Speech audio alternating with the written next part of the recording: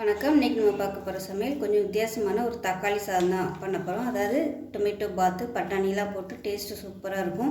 சிம்பிளாக தான் இருக்கும். வாங்க எப்படி செய்யலாங்கிறத பார்க்கலாம். இப்போ பார்த்திங்கன்னா மீடியம் சைஸாக ஒரு 3 தக்காளி, ஒரு 1.5 டேபிள் ஸ்பூன் இஞ்சி பூண்டு பேஸ்ட்டு, ஒரு பச்சை மிளகா, ஒரு 3 துண்டு பட்டை, 3 கிராம்பு எடுத்து வச்சுருக்கேன். இதோட ஒரு 3 டேபிள் ஸ்பூன் துருவின தேங்காய். இது எல்லாத்தையுமே நல்லா நைஸாக அரைச்சிக்கலாம் மிக்சியில் போட்டு.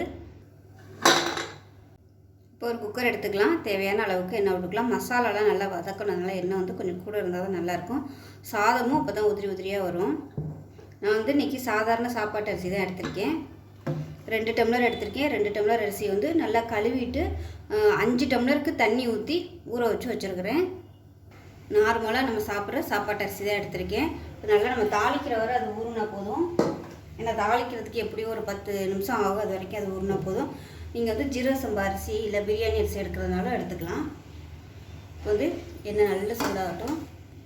இப்போ எண்ணெய் நல்லா சூடானதும் ஒரு டீஸ்பூன் சோம்பு வந்து பொரிய விட்டுக்கலாம். அதோட ஒரு பிரியாணி இலை, சின்னதாக 2 துண்டு பட்டை, கொஞ்சமாக கல்பாசி, ஒரு சின்னதாக ஸ்டார் அணிக்கு சேர்த்துக்கலாம். ஒரு ஏலக்காய், 2 கிராம்பு சேர்த்துக்கலாம். இது கூடவே ஒரு கைப்பிடி புதினா இலை சேர்த்துக்கலாம்.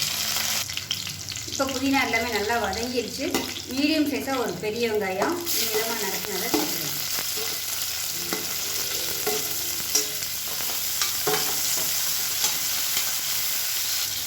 உப்பு கொஞ்சமாக சேர்த்துக்கலாம். இப்போ வெங்காயம் லேசாக வதங்கிட்டு இருக்கு. இதில் மீடியம் சைஸாக 2 தக்காளி நறுக்கி வச்சதை சேர்த்துக்கலாம்.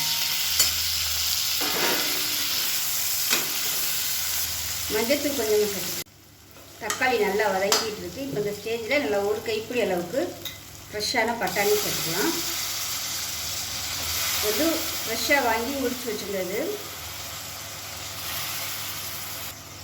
இது கூடவே காரத்துக்கு தேவையான மிளகாத்தூள் வந்து நான் 1 டேபிள் ஸ்பூன் சேர்த்துக்கிறேன். பெரிய சேர்த்து இது எல்லாத்தையும் எண்ணெயில் நல்லா வதக்கி விட்டுக்கணும். இப்போ இதோட நம்ம அரைச்சி வச்சுருந்து அந்த தேங்காய் மசாலாவையும் சேர்த்துக்கலாம். தேங்காய், தக்காளி, இந்த மசாலாவையும் சேர்த்துக்கலாம். ரொம்ப தண்ணியாக அரைச்ச வேணால் கொஞ்சம் கெட்டியாகவே அரைச்சிக்கோங்க. இதையும் சேர்த்து நல்லா எண்ணெய் பிரிஞ்சு வர அளவுக்கு வதக்கி விட்டுக்கலாம். இப்போ மசாலா வதங்கி நல்லா எண்ணெய் பிரிய ஆரம்பிச்சிருச்சு பாருங்கள். இந்த அளவுக்கு நல்லா எண்ணெய் பிரிய வதக்குனிங்கன்னா நல்லா டேஸ்ட்டாக இருக்கும்.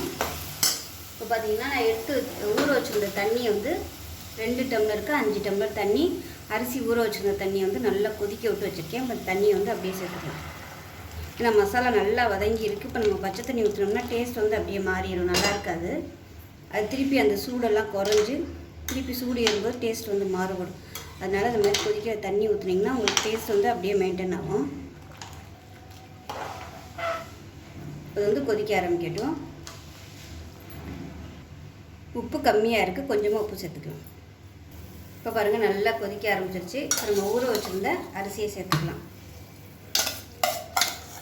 குறைஞ்சது ஒரு அரை மணி நேரம் ஊற வச்சுக்கோங்க.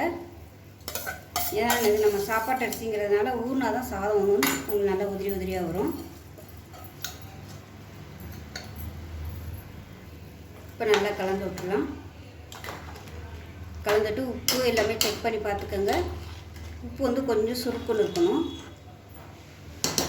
வந்து நல்லா அடியிலலாம் நல்லா கிளறி விட்டுட்டு மூடி வச்சிடலாம். மூடி வச்சுட்டு நல்லா ஒரு 4 விசில் விட்டுட்டு ஸ்டீம் போனதுக்கப்புறம் ஓப்பன் பண்ணிட்டு பார்க்கலாம். இப்போ நல்லா ஒரு 4 விசில் விட்டு ஸ்டீம் போயிடுச்சு. எப்படி இருக்குன்னு பார்க்கலாம்.